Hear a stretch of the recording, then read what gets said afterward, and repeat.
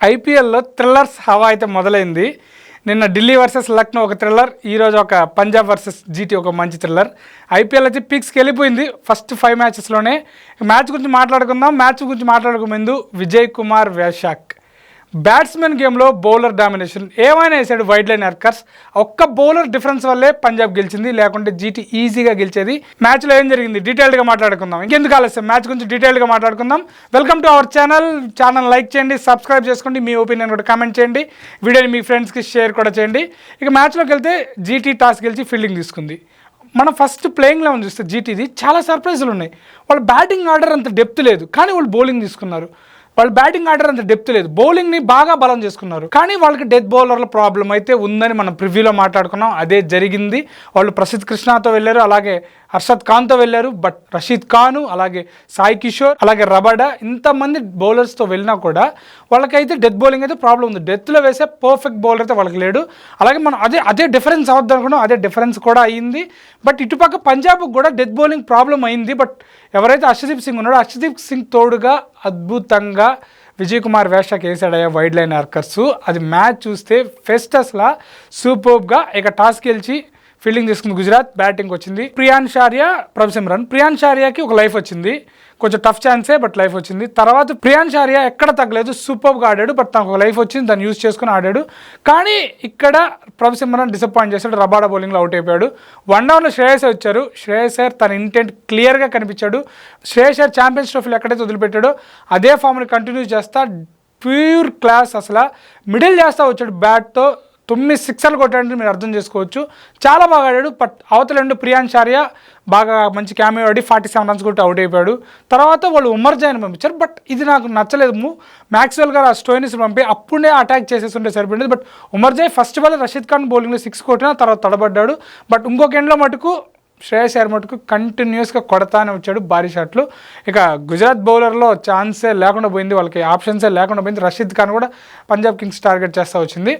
But ఇదే టైంలో ఉమర్జాయ్ అయితే స్ట్రగుల్ అయ్యి అవుట్ అయిపోయాడు. తర్వాత మ్యాక్స్వెల్ ఫస్ట్ బాలే రివర్స్ స్వీప్ ఆడిపోయి అవుట్ అయ్యాడు. బట్ అదైతే నాట్ అవుటే. బట్ అడిగాడు శ్రేయస్ అయ్యర్ని రివ్యూ తీసుకుని వద్దని. బట్ అది ప్లమ్మిన్ ఫ్రంట్ లాగా కనిపించి వదిలేసుకుని వెళ్ళిపోయాడు. తర్వాత స్టోయినిస్ వచ్చాడు. స్టోయినిస్ కూడా ఇనిషియల్గా టైం తీసుకున్న తర్వాత కొంచెం మంచి షాట్లు కొట్టాడు. బట్ తను కూడా సాయి కిషోర్ బౌలింగ్లో అవుట్ అయిపోయాడు. బట్ చెప్పుకోతగ్గ బౌలింగ్ ఎవరు చేశారంటే గుజరాత్ నుంచి సాయి కిషోర్ బ్రేవ్ బౌలింగ్ వేశాడు, చాలా బాగా వేశాడు. అసలు పర్ఫెక్ట్. అసలు తను అంత డేర్గా వేయడం అయితే సూపర్. అసలు తన లెంత్ కూడా చాలా బాగా హిట్ చేసి దాన్ని టర్న్ చేయగలిగాడు. సాయి కిషోర్కి అయితే హ్యాట్స్ ఆఫ్, చాలా బాగా వేసాడు. లేకుంటే ఇంకా భారీ స్కోర్కి వెళ్ళిపోయినది. పంజాబ్కి నుంచి వెళ్ళిపోతే పంజాబ్లో అయితే అయ్యర్ ఆడుతూ ఉన్నాడు. ఒక స్టోయినిస్ అవుట్ అయిన తర్వాత వచ్చాడు శశాంక్ సింగ్. 16 బాల్కి 44 ఓచకోతే. తను కూడా లాస్ట్ టైం ఫినిషింగ్ సూపర్గా చేశాడు పంజాబ్కి అశుతోష్తో కలిపి. బట్ ఇప్పుడు అశుతోష్ ఢిల్లీకి వెళ్ళిపోయాడు, నిన్న మంచి నాక్ ఆడాడు. కానీ ఈరోజు శశాంక్ అయితే సూపర్గా ఆడాడు. బట్ పంజాబ్ గెలవడానికి ఇంకొక రీజన్ కూడా ఉంది. లాస్ట్లో శ్రేయస్ అయ్యర్కి రాలా స్ట్రైకింగ్. ఒకవేళ శశాంక్ అని సింగిల్ తీసి అయ్యర్ సెంచరీ కోసం వెళ్ళుంటే ఖచ్చితంగా ఒక 10 రన్స్ అయితే షార్ట్ అయి ఉండేది ఖచ్చితంగా పంజాబ్. ఆ 10 రన్స్ ఇప్పుడు వాళ్ళకి యాడ్ అయ్యాయి. మేబీ శ్రేయస్ అయ్యర్ స్ట్రైకింగ్ వచ్చినా కొట్టి ఉండేడేమో కానీ, బట్ ఆ సెంచరీ చూసుకోకుండా వాళ్ళు కొట్టిన స్కోర్ అయితే ఏది ఉందో అది చాలా ప్లస్ అయింది. ఆల్రెడీ 230 ఉంది, 220 ఉంది అనుకోకుండా వాళ్ళు ఇంకా స్కోర్ పెట్టాలని వాళ్ళు చేసిన స్కోర్ ఏదైతే ఉందో, శశాంక్ అయితే ప్యూర్ ఫినిషర్ లాగా కనిపించాడు, చాలా బాగా ఆడాడు. బట్ మనం ఏదైతే మాట్లాడుకున్నాం సిరాజ్ రబాడా ఫెయిలియర్. రబాడా కొంతవరకు మేనేజ్ చేసిన మటుకు సిరాజ్ క్లియర్గా 50 రన్స్ దాటిపోయింది, 50 చేసేసాడు సిరాజ్ అయితే. బట్ సిరాజ్ పరంగా ఆర్సీబీ ఫ్యాన్స్ హ్యాపీగా ఫీల్ అయి ఉంటారు, ఎందుకంటే తను రన్స్ ఇచ్చేసాడు కాబట్టి ఆర్సీబీ వాళ్ళు వదులుకోవడం మేలుకుంటారు. But Vijay Kumar Vyshak Kannada player. Last time కూడా నేను ఒక వీడియోలో చెప్పాను ఏంటంటే అజ్లారి జోసఫ్, సిరాజ్ వీళ్ళంతా పేస్ వేస్తా రన్స్కి వెళ్తుంటే, బట్ విజయ్ కుమార్ వైశాఖ్ ఒక్కడే చేంజ్ ఆఫ్ పేస్ వేసి వైడ్ లైన్ యార్కర్స్ వేసి చాలా బాగా వేసాడు. నేను అప్పుడు కూడా విజయ్ కుమార్ వైశాఖ్ గురించి నోట్ చేశాను. కానీ అదే విజయ్ కుమార్ వైశాఖ్ కంబ్యాక్ చేసి ఇప్పుడు పంజాబ్కి వచ్చినా కూడా వేయడం అయితే సూపర్. ఈ మ్యాచ్లో శ్రేయస్ అయ్యర్ 97 కొట్టినా, శశాంక్ సింగ్ 40+ రన్స్ కొట్టినా, ఎంతమంది స్కోర్ చేసినా కూడా విజయ్ కుమార్ వైశాఖే డిఫరెన్స్. ఆ డిఫరెన్స్ కనిపించింది. అదే లాస్ట్ ఓవర్ థ్రిల్లర్ అయితే జరిగింది. బట్ గుజరాత్ అయితే ఎక్కడ స్టార్ట్ చేసిందో వేరే స్టార్ట్. బట్లర్ ఓపెనర్ రాలా, షాక్, ఇది పెద్ద షాకు. బట్లర్ ఓపెనర్ వచ్చేసి మ్యాక్సిమం డీప్ దా తీసుకెళ్ళి మ్యాచ్ గెలిపించేస్తాడు, చాలాసార్లు చూస్తే మనం ఆర్ఆర్ పక్క కూడా. కానీ ఇక్కడ సుదర్శన్ గిల్ వచ్చారు. గిల్ టైం తీసుకుంటాడు, సుదర్శన్ టైం తీసుకుంటాడు అనుకున్నాం, కానీ సుదర్శన్ అయితే టైం తీసుకున్నాడు. బట్ గిల్ బాగా అటాకింగ్ చేస్తూ మంచి స్కోర్ కూడా చేశాడు. 14 బాల్కి 33 చేసి మ్యాక్స్వెల్ బౌలింగ్లో క్యాచ్ చౌటాడు. కానీ సుదర్శన్ తర్వాత తను ఆడాడు క్లాష్ షాట్లు మిడిల్ చేస్తున్నాడు, చాలా సూపర్గా కనిపించాడు.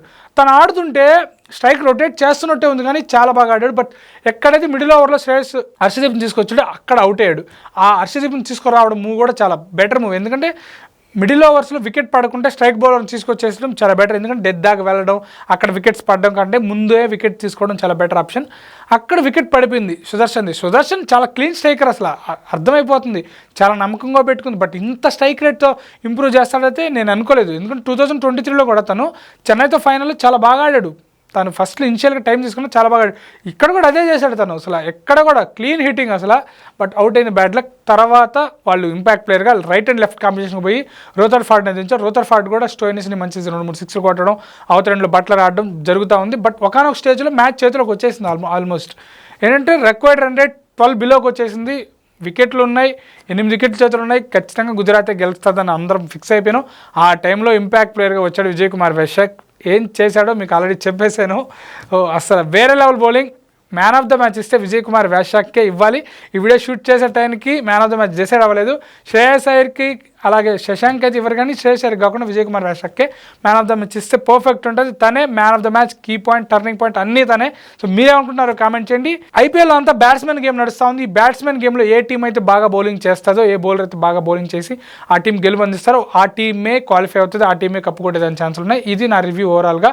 మీకేమనిపిస్తుందో కూడా కామెంట్ చేయండి. ఛానల్ లైక్ చేయండి, షేర్ చేయండి, సబ్స్క్రైబ్ చేసుకోండి. టచ్లో ఉండండి. క్రికెట్ వీడియోస్ చాలా మాట్లాడుకుందాం, చాలా వస్తాయి త్వరలో. సో ప్రతిదీ డీటెయిల్గా మాట్లాడుకుందాం. ప్రివ్యూస్తో పాటు టీమ్ అనాలిసిస్లు కూడా ఉంటాయి, మ్యాచ్ అనాలిసిస్లు అన్నీ మాట్లాడుకుందాం. సో ఇంకెందుకు ఆలస్యం, సబ్స్క్రైబ్ అయితే చేసుకోండి, లైక్ చేయండి, మీ ఫ్రెండ్స్కి అయితే షేర్ చేయండి. ఉంటాను, బై, థ్యాంక్స్.